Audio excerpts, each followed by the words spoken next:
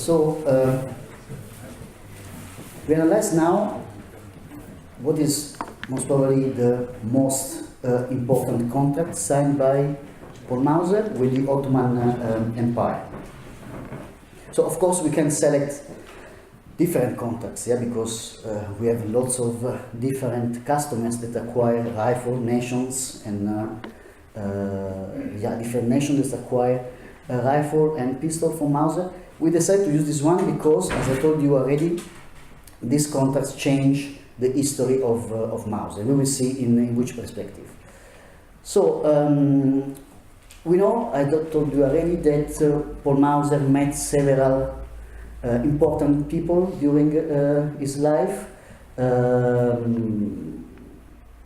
King, let's say the Ottoman Sultan, and so on. So he got lots of, let's say, awards from this.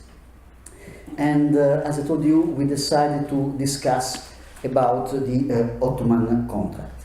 To introduce this, we need to do a step behind and discuss about the fact that at the end, you know that the Ottoman Empire was called the sick state in Europe. Yeah, the Ottoman was really in a poor condition. Yeah, and this was very evident when there was this the war against Ottoman Empire and the Russian. So the outcome of this, to make shorter, is that the Sultan of that period, it was Abdulhamid II, decided to modernize the forces, the Ottoman forces. And because of this, he requests the help of the Germans. And the German sent to Constantinople the general, at that period was not general, of course, but von den Goltz. You may be familiar with this officer because was the officer that was leading and controlling the German forces during the Belgian occupation in the First World War. Okay, but before this, he worked for a very long period in Turkey, and he was able to modernize the forces. And of course, because it was German, at a certain point, when it was necessary to acquire new armament, of course, von den Goltz pushed the German companies, the German industry, to sell to the Ottoman Empire firearms and artillery. For firearms, we have Mauser. Mauser sold, we discussed already, 1 million rifles in total to the Ottoman Empire. That is a very huge number for the period. Krupp sold artillery. In the end, all was done because this guy was actually working behind, pushing and suggesting the Sultan, Abdulhamid II, and all the other officers, high-rank officers, to, let's say, use German weapons. Yeah? So in the end, the contract was signed. And here we have a letter. I will not go through all this letter, just summarize the concept. Yeah. So this letter is written by Isidor Löw. Isidor Löw was in Constantinople with Paul Mauser and von Kaula. You remember von Kaula? Maybe you remind his name. We discussed before. Was the manager of Mauser. Yeah, in 1884, Mauser became a stock company. And the Württemberg Bank acquired the 83% of the stock of the company. So actually was controlling the company itself. So Löw, Mauser, and Kaula, they were in Constantinople, and then they signed this huge contract. And this huge contract was for 500,000 rifles.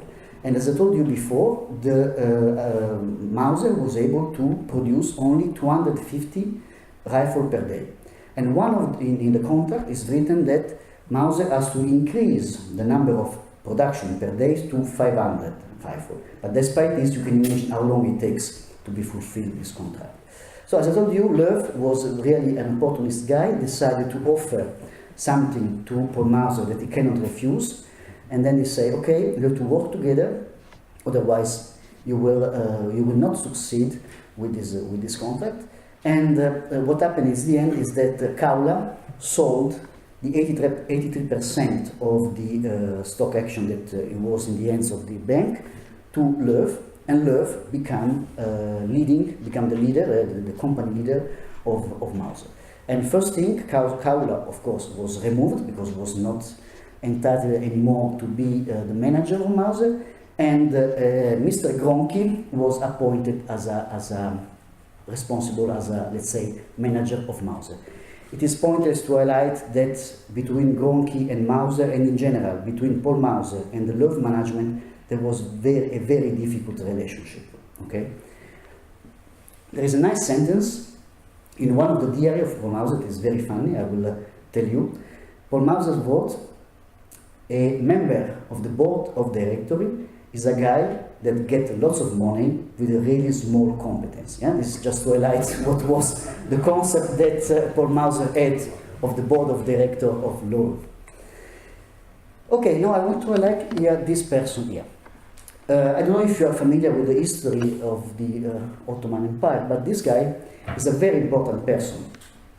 When Goltz was officer in Turkey, we have what we call the Goltz generation of officers in Turkey. So officers that grow under, let's say, the umbrella of Goltz, yeah, the General von der Goltz.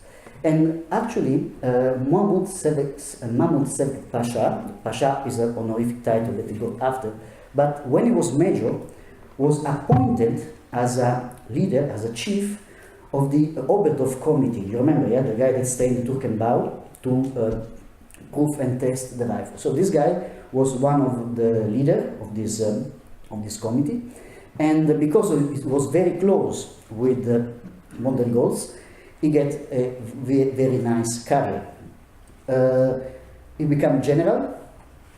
He was involved in the young Turkish revolution. The outcome of this young Turkish revolution was that Abdulhamid II was removed, yeah? And then Mohammed V arrived, and under Mohammed V he becomes Grand Vizier. That is one of the highest status he can reach. This guy also introduced the Air Force in the Ottoman Empire. So it was this guy that, following what happened in Germany, introduced the Air Force in Turkey, and then was killed in 1913. Yeah, and this guy was a good friend of Paul Mauser. Yeah, every time in his diary, when something happened with the Ottoman Empire with Turkey, you see that I spoke. Paul Mauser note, I spoke with Mohammed, yeah, in order to fix this, in order to do this. Was really the front end in the Turkish establishment for Paul Mauser. So they were good friends, let's say.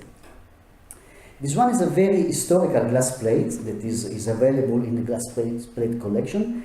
You can see here the first rifle and the first carbine made, and this is what I told you. Yeah, you remember I told you this morning. Not this morning, just at the beginning of the discussion, Mauser introduced the glass plates, the photograph technique, as a configuration control tool. Yeah? And in fact, you see that every time there was a new production, Mauser took photos of this, and then you have photos of each single component of the rifle. This one is a note from Paul Mauser in 1912 to commemorate the 25 years of this contract. Here we have one of the Turkish committee in Oberdorf. This photo is taken in front of the Turkenbau, and here you see one of the different rifle made by Mauser for the Ottoman Empire. And what is nice with these weapons is that they are all let's say marked and written with this Arabic calligraphy. Here we have some, again, this ability to cross-correlate information between people, guns from the archive. You can see here that this person was Rifat Bey. Again, Bey, as I told you before, is a status, is an honorific status. So Rifat Bey was part of the Turkish committee in Oberdorf, and it was common for in that period to take photo like this and to offer this photo to Paul Mauser, to the other people. And you can see that this guy took a picture in Oberdorf, signed this picture and passed this picture to Paul Mauser when he was leading or was working in the committee. And what is very interesting is that we found in the same book the weapons, the pistols that this person acquired while in Oberdorf. You see, Rifat acquired some, in this case, a Zenlader pistol, so a 10-shot plus the ammunition, and we know exactly when it has been done, how much it cost, and something like that. So this one is very, at least for us, is very, very interesting to discover. Here we have other picture of the period. The first one is a typical day of the proofing commission. Yeah, what they do, this guy in Oberdorf, but they just sit in the shooting range and they proof each single rifle, yeah, 1 million in total, and they really spend the day doing this kind of proofing and signing these books that you see in front of them. And this one was actually a Major Mahmoud Fethi that was in Oberdorf in 1903-1904. Here we have another picture that is a nice one with Paul Mauser sitting out. Paul Mauser is the man in the middle, is this one, sitting outside the Turkenbau. This one is a Turkenbau. With this one is the Captain Max Ebel. It's very interesting that you should appreciate the fact that we are able to recognize people in the photo, because I told you before, we are cross-correlating information. So in most of the cases we are able to recognize people, to give a name to a person in a photo. This is something that is quite interesting. So they are sitting outside drinking a tea, that is a typical Turkish drink, and it's also interesting to see that here there is a child, yeah, outside. This is not by chance, yeah, because we discussed before that in Oberdorf there is the most historical Turkish community in Germany. Yeah? 2 years ago there was an event in Oberdorf just to commemorate this fact, and I collaborate with the museum. I passed to them some documents for the museum in order to demonstrate this long relationship between the Ottomans, or the Turkish, and Oberdorf. And what is interesting, there's several Turkish officers and CO soldiers, they get married with German lady, okay? And in Oberdorf, it is interesting, there are, in a part of the cemetery, that is a Catholic cemetery, but a little bit apart, outside, you can find graves of the Turkish officer that decided to stay forever in Oberdorf. Yeah, so this is something interesting, and this one is the most historical Turkish community in Germany. This one again, once more, the Turkenbau. This one is a very funny document. It's incredible document.